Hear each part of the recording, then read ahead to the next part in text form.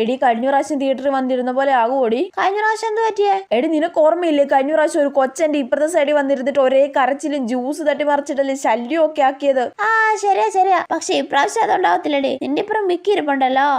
അതാ ഒരു ആശ്വാസം. പക്ഷെ പുറകിൽ വന്നിരുന്ന നിന്നെ മുടക്കി പിടിക്കാൻ ചാൻസ് ഉണ്ടടി. ഓടി അങ്ങനെയൊന്നും പറയല്ലേ, എനിക്ക് ടെൻഷൻ ആയിട്ട് വയ്യ. അല്ലെങ്കിലേ തിയേറ്ററിൽ വന്നിരിക്കുന്നത് ഫോൺ വിളിക്കുന്ന അമ്മാവന്മാരുണ്ടാവല്ലേ, കൊച്ചു പിള്ളേരെ അടുത്ത് വന്നിരിക്കില്ല എന്നൊക്കെ പ്രാർത്ഥിച്ചിട്ടാ. ഇനി മുന്നിൽ ആരാണാവോ എന്തോ. മുന്നിൽ എന്തായാലും ഒരു ഫാമിലി ആയിരിക്കൂടി. അവര് സിനിമ തുടങ്ങുന്ന സമയത്ത് ഫ്ലാഷ് ലൈറ്റും കാണിച്ചു വരും. നീ കണ്ടോ? ആലോചിക്കുമ്പോ തന്നെ ദേഷ്യം വരുന്നത്.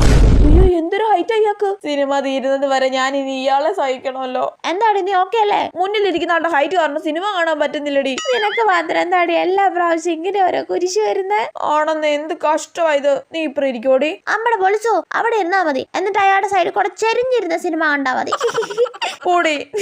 അയ്യോ എന്റെ സിനിമ കാണൽ കുളവായേ. ഈ ഹൈറ്റ് വെച്ചിട്ട് ഇയാൾക്കൊക്കെ പുറകിലെങ്ങാനും പോയിരുന്നൂടെ?